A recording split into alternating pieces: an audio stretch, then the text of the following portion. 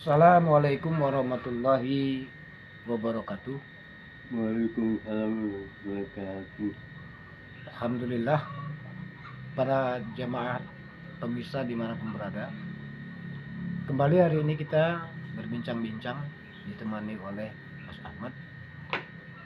Kita barusan telah melaksanakan ibadah sholat Jumat tadi bareng-bareng. Nah, hari ini kita akan berbincang-bincang perkara tentang bagaimana Allah menceritakan tentang kerusakan baik di darat maupun di laut disebabkan akibat perbuatan tangan manusia. Nah, dalam Al-Quran Allah berfirman, A'udzubillahi minasyaitonirrajim, Zaharal fasadu fil bari wal bahri. Telah tampak kerusakan di darat dan di laut. Bima kasabat aidinas, disebabkan perbuatan tangan manusia. Andai kita mau sejenak merenungkan daripada bunyi ayat ini agar supaya tidak salah, kita mengutip rujukan yang ditafsirkan oleh sahabat Nabi Abu Bakar As-Siddiq. Di dalam mentafsirkan ayat ini, Abu Bakar mengatakan, ya, al-baru walisan. Jadi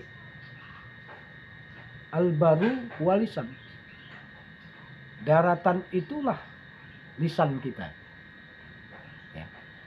Kemudian wal bahru wa qalbu.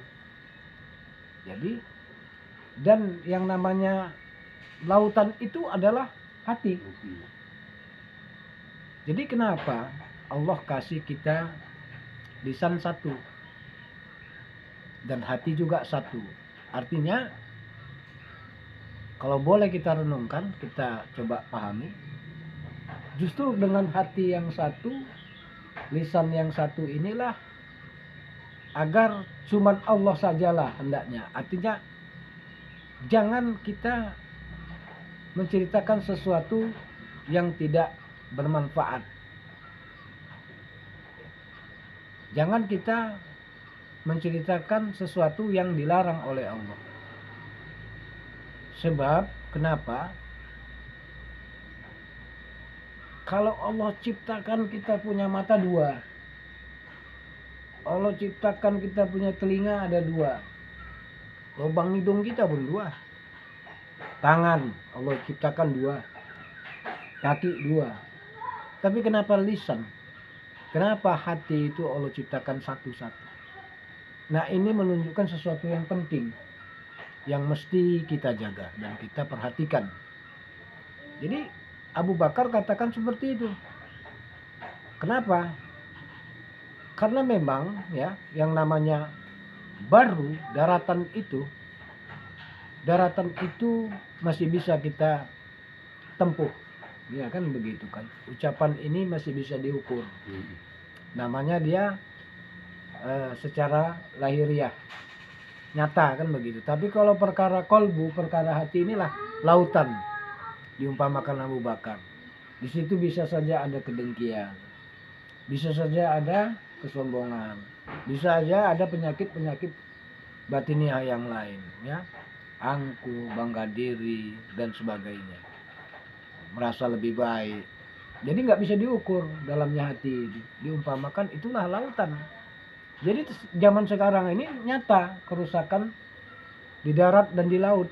Jadi orang sekarang mohon maaf, banyak mereka selalu menggunakan lisan ini sebagai alat untuk berkata-kata kotor. Ya kan? Padahal lisan ini cuma satu, yang satu ini pun nggak mampu menjaganya. Jadi harapan kita kalau bisa dan memang harus berupaya menjaga yang satu, lisan yang Allah kasih ini diumpamakan sebagai daratan, maka jangan pernah kita rusak lisan yang satu ini, karena tak ada lagi gantinya. Kemudian hati juga sebagai lautan yang diumpamakan oleh Abu Bakar As-Siddiq, maka jangan kita rusak hati kita dengan sifat-sifat dengki, sifat-sifat takabur, sifat-sifat bangga diri, sifat-sifat ria, sombong dan sebagainya.